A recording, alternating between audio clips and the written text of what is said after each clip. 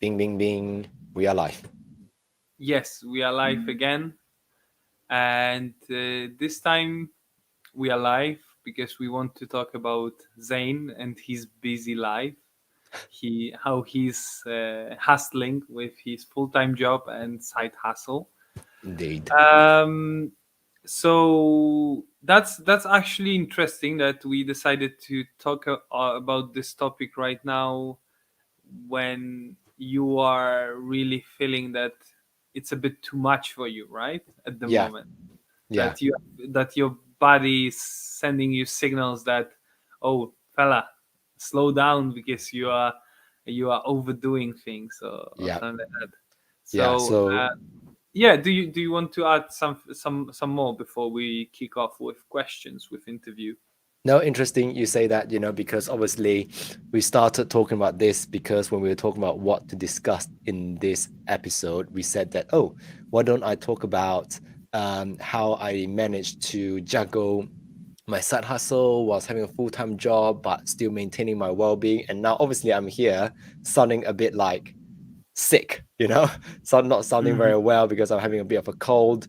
But it's interesting, right? Because that's just my body, like I said, giving my signals, telling me that, oh, maybe it's time to slow down. But still, I want to share a little bit more about like how I managed to do all the things and how I do well in my full-time job, but also spending enough time, effort, and energy in building what I want to do from a side hustle perspective. So um yeah, but most importantly, um what I also mentioned, oh, it's not that one. What I also mentioned is that why is that showing up? I don't know why. But what I want to talk about is this, right? It's like how do you build a side hustle but not having any stress? Because I genuinely don't feel much stress, So, and I guess I'll just talk a bit more about how to do that. So, yeah, there we go. I'm Yes. ready for questions. So yeah, just how I understood you right now is that um your mental is not failing you at the moment, No, yeah, uh, but your physical part of your, let's say, physical part of your body, your health is your physical health is failing you a bit. And two recommendations from me for that is beetroot juice every day, uh, beetroot and juice, and ice swimming. So ice swimming. I don't know if you know that I started ice swimming like Yes. last winter, and actually it's getting colder right now in Poland. So probably this weekend I will go somewhere, either sea or lake, and I will kick off ice swimming season. Nice. I remember you on Instagram, you with your pink swimming trunks. Yes, pink swim. Yeah. All right. So but let's focus on you tonight.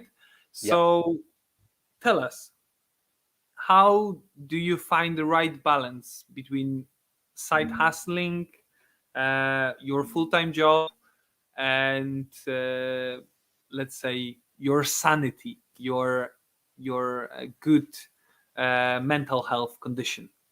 Yeah, cool. So let's talk about balance a little bit, right? Like, um, the idea of balance is quite interesting because a lot of the times we think that balance means we spend X amount of hours here, we spend X amount of hours there, and it's like, okay, that's balance. But that's not really balance. It's like that's just what you can measure. And you're just using how much time you spend on one area of your life to decide, oh, am I having a balance? So, for example, do you spend 8 hours here, 8 hours there? Okay, that's balance. But for me, and I listen to what Simon Sinek always say, is like it's not about balance, it's about harmony. How do all the different parts of your life, in my case, my full-time job, my side hustles, I don't just have one, I got multiple. How do I make sure they all work in harmony? They get some level of attention that they need. And I'm not gonna say, like sometimes I do some parts of the hustle does fail a little bit, like it doesn't get looked after very well. I drop the ball. And then I was just like, oh my God, I'm not hitting a balance. Then I listened to what Gary Vaynerchuk says, and then he says, there's no balance. Like there's no such thing as balance. it's all about just trying to manage everything. Sometimes we lean a bit more into here, sometimes we lean a bit more into there, sometimes we lean a bit more into other things. So for me, I know what my priorities are. So, for example, in this case, I have a full time job. I have a site coaching business that I want to build. I have my investments that I look after that I'm really into, spend lots of hours into it, like my blockchain and my metaverse, all this sort of exciting stuff. So it's like I've got multiple things that I'm juggling, but my priority has always been my full-time job first. It's like my first principle is to keep the main thing the main thing. It's like if I fail my full-time job because of any side hustles, I spend too much time, I compromise my full-time job, that's not good enough for me. So my main priority is like, how can I get the best out of me in my full-time job so that my career is looked after, your income is sorted out. I'm not delusional. That's what gives me the living, puts a roof over my head. So that's the first thing I need to look after. Then when I look after that, I go, okay, I finished work. I've got more mental capacity and physical capacity. What do I do now? So now I work out, okay, I've got X amount of hours, X amount of time. What do I want to focus on? And I started very small. I started with like spending an hour doing this and then the rest of the time watching Netflix or YouTube or whatever. And then as time progresses, as you start to find out what you really like to do, you start to realize what your passion is, you start to realize what your purpose is, or you start to realize what are the things that really interest you. And that's when I really dive a bit more into it. So now, as time progresses after 2 or 3 years, my everyday life now is like I spent my time in a full-time job.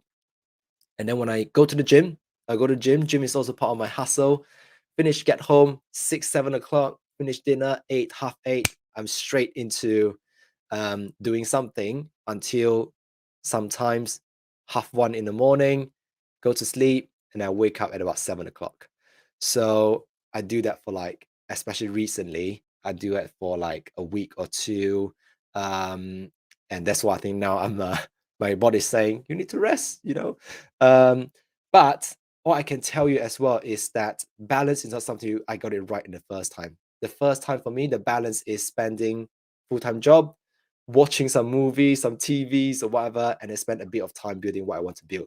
And then it's just over time, I realized that this thing that I have in the middle, like entertainment, etc., doesn't serve me anymore. I don't feel happy anymore because of that. So I started to spend more time in building what I want. So I think balance is not about using time to measure, it's about how I feel inside me.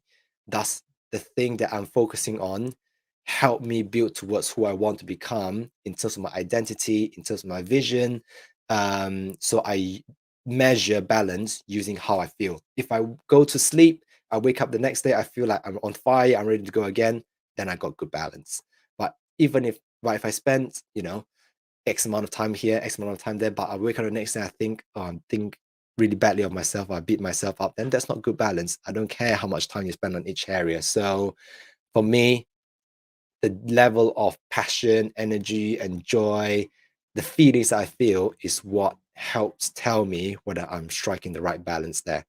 Um, so yeah, that a long answer, but I just want to talk about the balance. I just thought I got a new idea of what balance means, so that's my answer. I really like how you redefined entertainment. Like, because very often when people think of leisure and entertainment, they think of things like Netflix, I don't know, video games, mm, uh, I don't know, something else, Mm, whatever they find, I don't know, entertaining, right? mm, But the thing is that we can also find, let's say, exercising entertaining, right? So if people exactly. say that, oh, I don't really have time to exercise because part of my, I don't know, harmony is to watch Netflix for 1 hour a day, Mm, then okay, that's fine. It's your mm, choice. You prefer 1 hour of watching Netflix than 1 hour of sweating your ass off at the gym. That's fine. That's your choice. But don't complain about your situation if you find it more entertaining, because it's your choice. It's your preference.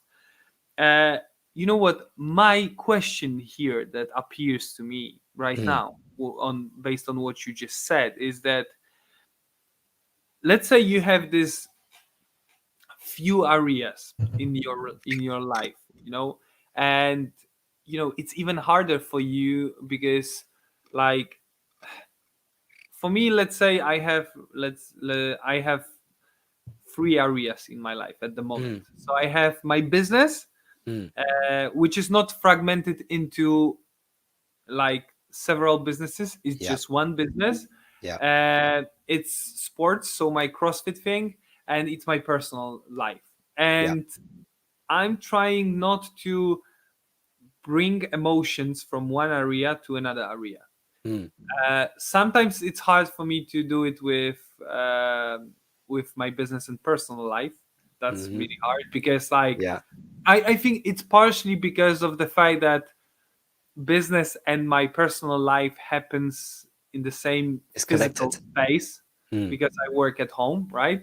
mm, For CrossFit, I just go there. I enter my CrossFit box. I work out there. I don't think about my business. When I when I fail during my workout, I don't think about this failure outside of the CrossFit box. It stays in the CrossFit box, right? So, but I'm thinking right now that you have, let's say, this big area that is fragmented. Let's call it, I don't know, career, business. Put a label name on it, whatever you want. But it's your full-time job.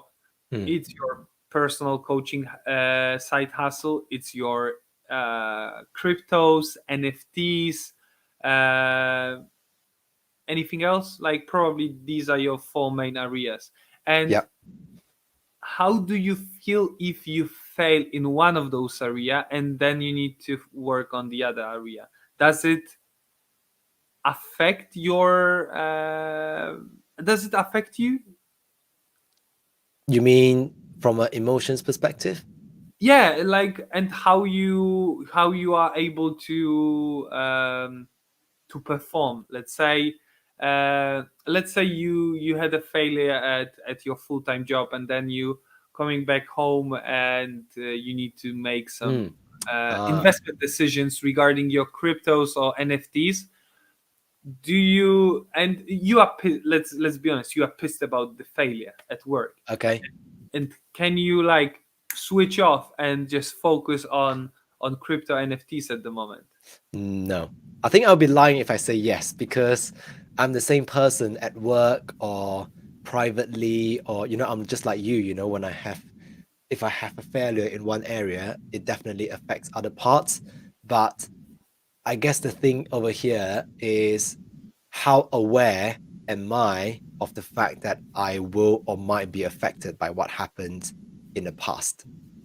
So when I got home, if I feel like, oh, I'm aware, or if I feel like I'm pissed or whatever, I have worked enough to know that I'm aware of my emotions, and I want to be able to control it, control the narrative of what that emotions mean to me. So if I do have that time, I might decide and go, okay, I'll do a bit of work to see what's the latest news. Do I need to take any action? But if there's no action, or I feel like everything can wait, then I'll just tell myself, okay, take some time to recover from the emotions, because I know if I don't, it might affect me tomorrow again, and then the day after, and then the day after. And I don't want that. So, but if I go, okay, I know it happens, but if I can control the narrative and say, you know what, I don't like it, I'm super angry, but what can I do now to get out of this so that I can focus on the things that can actually help matter to me? So, I talk about this thing is that when you talk about balance, it's like I've got two ways of looking at it. It's like an airplane, right? Got your left wing and your right wing, and one wing is like where we are now. The other wing is like where you want to be in future. And when I lose balance, or when things happen, and I feel at the moment I'm super pissed. I don't like it. It's all now at the moment. I'm stuck in the moment. Then it's like a plane. You're like leaning into your reality so much more. And then guess what? The plane will just lose balance, right? You'll just be like, you'll always fly like that, and then it just like keeps in a circle. You just get stuck there. So I know I'm focusing too much on the now. So I shift my focus a bit to go, okay, but this happens now, that's fine, can't change it.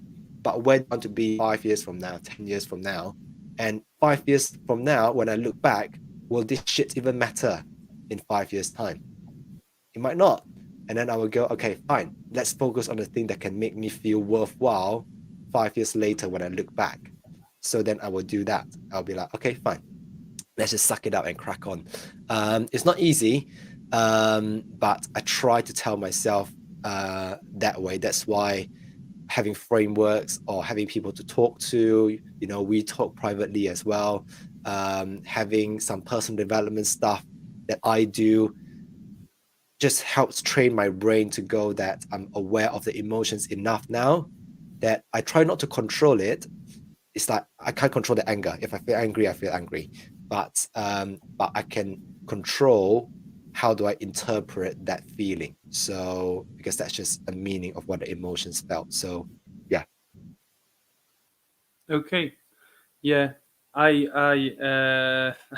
Sorry, I got too focused on it, and I forgot to think about the response to that. That's But okay.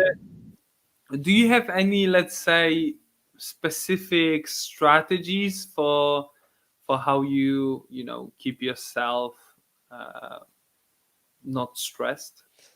Uh, so I'll tell you an interesting story. So there was one day I was in the office with some of my colleagues, and then we're looking at smartwatch and see what smartwatch can measure. So we're looking at heart rate, etc. And I said, "Oh, my smartwatch can measure this thing like a stressometer or whatever." And my stress all the time is like low stress, low stress, low stress, low stress, low stress all the time. And then they're like, "How did you do that?" And I was like, I never realized that that was such like for some people that is something that is not um I'm not saying achievable, but for them it's something like wow, that's something that they are so admired about. They're like, oh, I'm always like nervous or anxiety and anxious sometimes, a bit like my mom or whatever. And I was just like, wow, okay, I didn't realize that I was doing that, which is I just keep my stress level really low. So that got me thinking. I was just like, what got my stress level so low? And I realized it's just because I just do things I enjoy and makes me happy.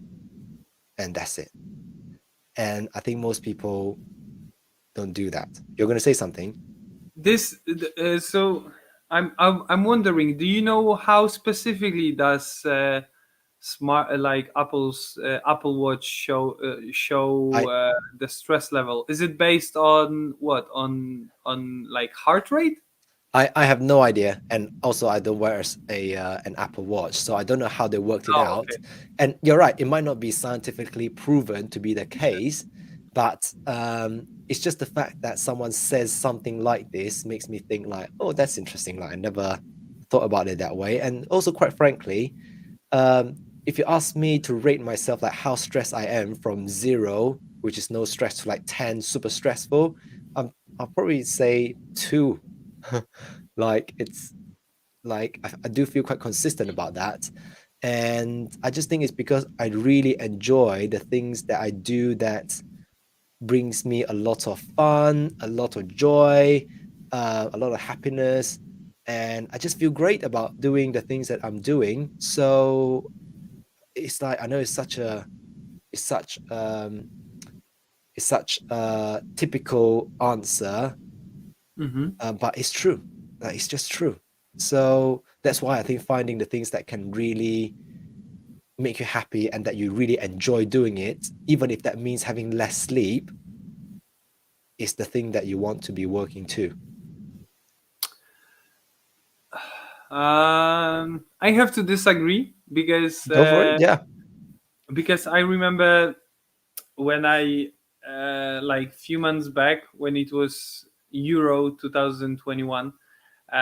So I was trying to do all the things related to my work, and I wanted to watch late night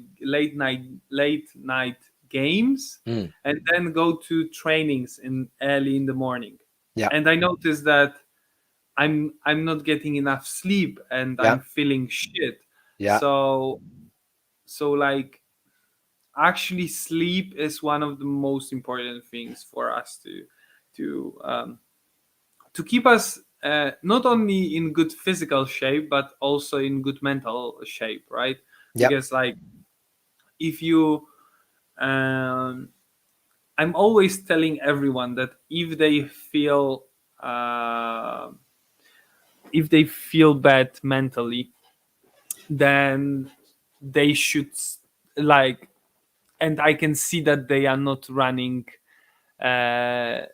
not running themselves healthy in terms of physical health. Then I'm always telling them that start with your physical health. Yep. Start getting enough sleep. Start exercising. Start drinking enough water. Yep. Start eating properly.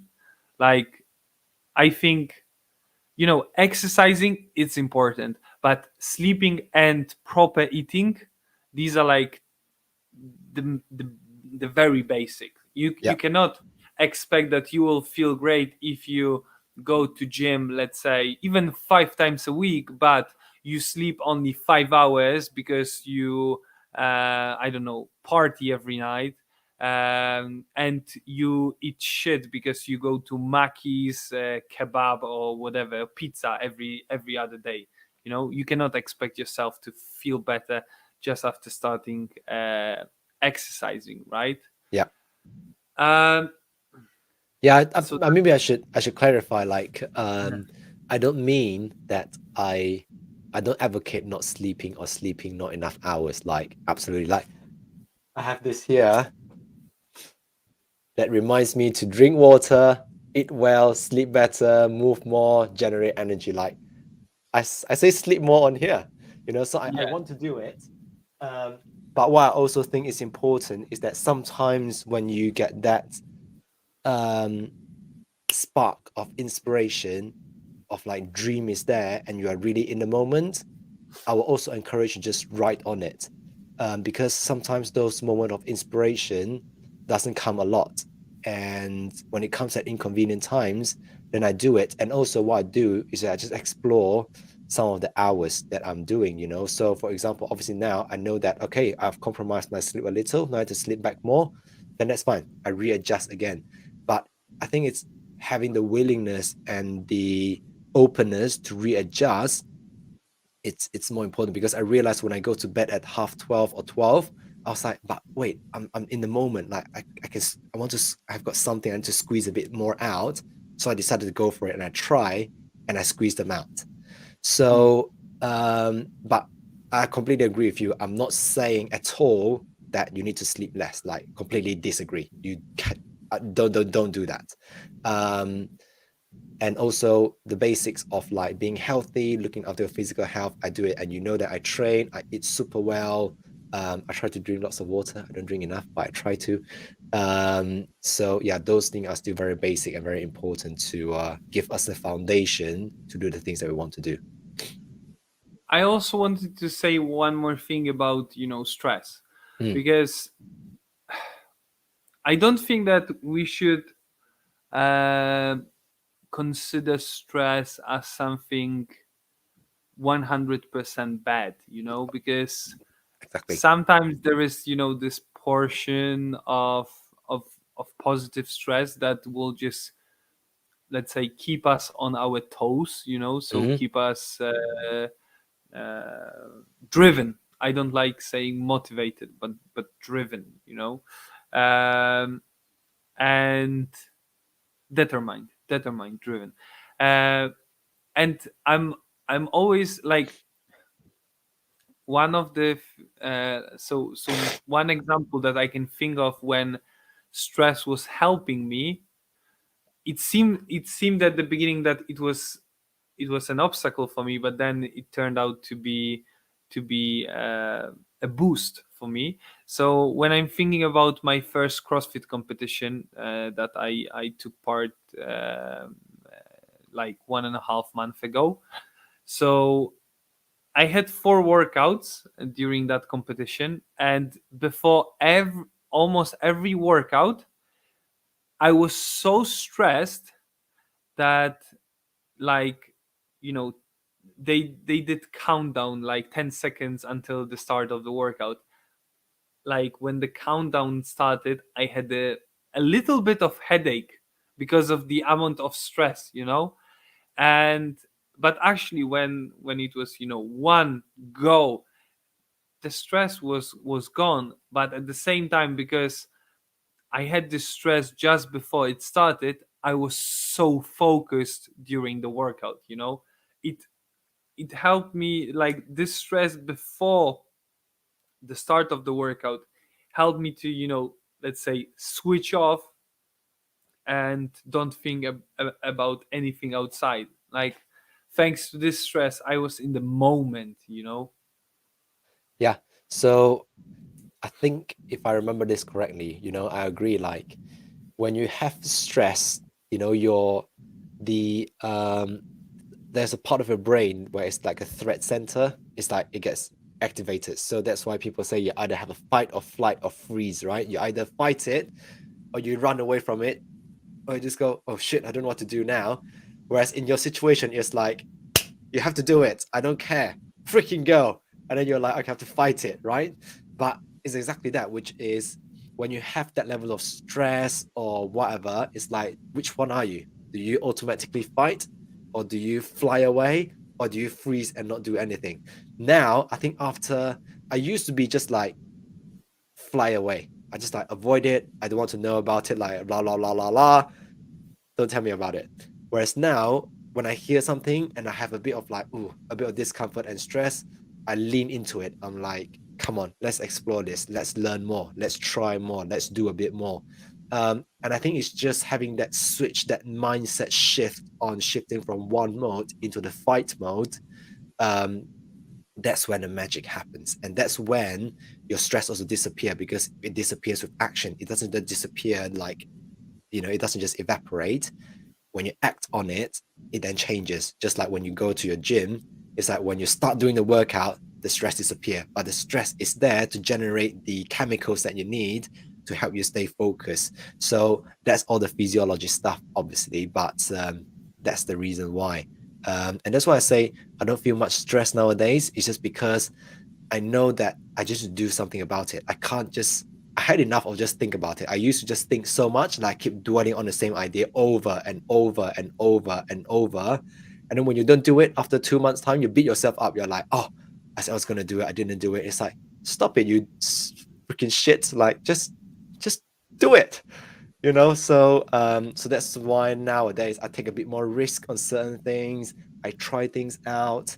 Um, it's risky sometimes, it's a bit scary, but at the same time, I feel like that excitement is exactly what life is about. Um, so that's why like not so much stress, but it's a lot more like excitement and anticipation of what might come out on the other side. Okay, yeah, that's great. Before we finish, I just wanted to ask you something about about something, you know, off topic, let's Okay. say. So I recently noticed that you changed your profile picture on Facebook and Instagram. Yeah. uh, it's some kind of a giraffe, right? Yes. Is it a giraffe? It is a And giraffe. Yes. is it the same concept as those monkeys?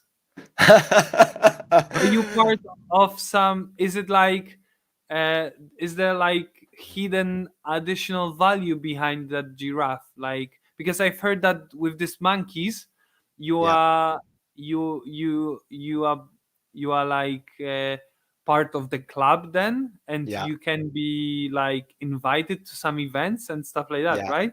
Yeah. Yeah. So, yes, obviously, for people who don't know, we are talking about NFTs, which is a very hot topic at the moment. So, yes, in the nutshell, um, it's the same idea, which is every NFT project that you get involved in, um, you are part of a club or a group or a whatever you want to call it. And every NFT is different. So, for example, the monkey that the one you talk about is called Bored Ape Yacht Club.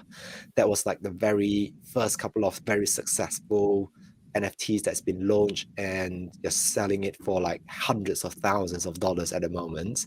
And yes, you just become part of a group where um, is an exclusive group because they've earned so much income and money that they can throw up some special events that is close to the people who have one of those NFTs. So same thing with mine, you know, I changed my profile picture, etc. because okay, I have to make it clear, not because I want to get you to hype up about NFTs. Okay, no. I do my homework enough to know that not every NFT will be successful. And Gary Vaynerchuk also says 98% of the NFT project will go to zero, like fucking zero. So I know that. So that's why I do enough homework to know that which ones are the ones that I can learn about and I trust in. And for people who are interested, like my friends, for example, who are on my Instagram, I will say to them like, hey, I really want you to learn more about this because I've done homework and research enough to know where this is going. It's not just a picture, but it's going to be, oh, let me, my camera just died. So give me a Yeah. second. But Yeah, there we go. So okay. Yeah, uh, yeah, yeah. yeah, so I was just saying that it will go to zero, etc. So I've done enough homework, but I also know where this is going, and all I want to do is just to share what I've learned, and then people can make their own decision on where they want to go with this. That's all. That's all I care about, and that's why when it comes to the stress bit as well, you know, going back to side hustle, obviously NFT is one of the side hustles that I'm in. Um, Part of the reason why I don't feel stressed is also because I realize that I've learned a lot of knowledge that I want to bring some friends with me because I just want to share with them. I want to make them feel like they're being looked after. I've done the hard work. I just want to find friends whom I can go explore this world with. And that's it. That makes me happy. Okay. Can I ask you here publicly, let's say, Yeah. how much did you pay for this giraffe?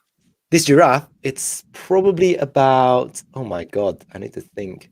This giraffe is maybe 2 or 3 grand in value, USD.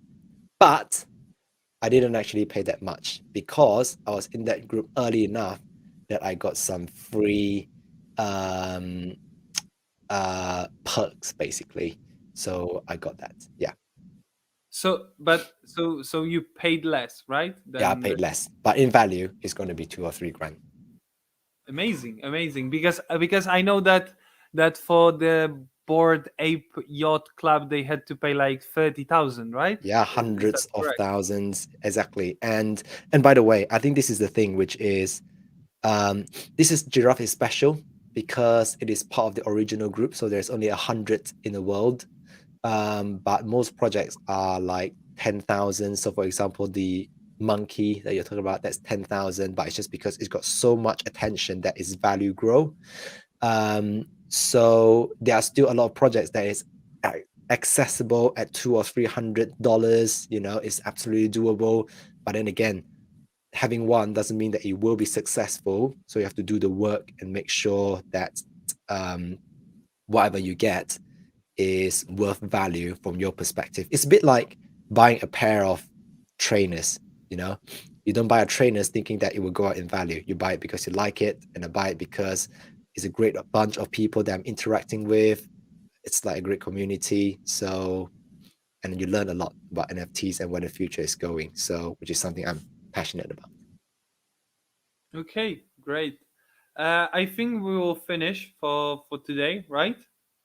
Yeah, that's good. I love it. And you finish it on a giraffe, which is great.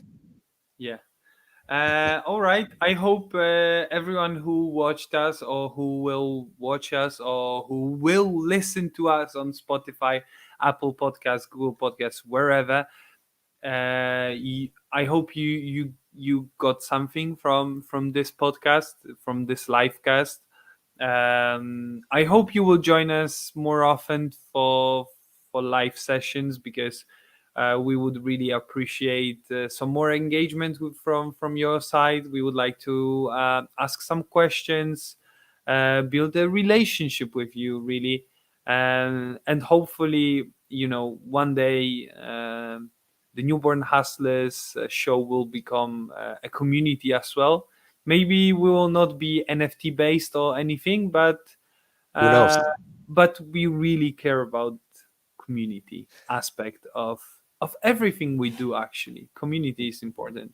Yeah, exactly. And I know we talk about this. Before I go give last thing out, make sure you follow us if you're watching or listening on Instagram and the Newborn Hustlers. Make sure you do that because, like I said, all we want to do is to culminate a great environment where people our age can come together when we talk about our dreams, our goals, building a business. Because guess what? When you go out and you tell people you want to start a business, whatever, most people will just poo on you and say, why can't you just do a job? Why can't you just do this? Why can't you just do that? Why do you have to do this something special? Not many people will support you. And I think having that environment and people who are on the same path as you is very important. And that's what gets you going. So make sure you follow us on Instagram. And also, we are not planning to stop any short term. This is like an NFT project. It's long term based. When Gary Vaynerchuk started Wine Library, no one watched his show for 2 freaking years, and we are Two only years. 2 years. 2 years. No one showed. No one watched it. Yeah, he says that. Yeah, no one cares about it for Okay. 2 years. So we're only 36 episodes in. We're only about 25% through. You know. But actually, you know what? Like, I think that quite a lot of people saw our last episode with your friend, if I'm Uh not huh. mistaken. Really? Yes, over 100 views. Oh my goodness! Wow. Yeah, Maybe I it's think because of she her. shared it with. I think she shared it with someone. So yeah, Yeah. we really love guest episodes. Next episode, it will be a game, right? Next episode will be a game. Yes. Yeah. Okay. We have to Yeah. come up with a new game, or we will, or otherwise we would have to go to some of our previous games. But Yeah. hopefully, Game we'll is the come up hardest with one. something new. Yeah. Yeah. I'm sure. I'm sure. Okay. Okay. Let's do it there. Yeah. Let's finish. Have a good night, everyone, and speak to you next week. Indeed. See you all. Take care. Goodbye.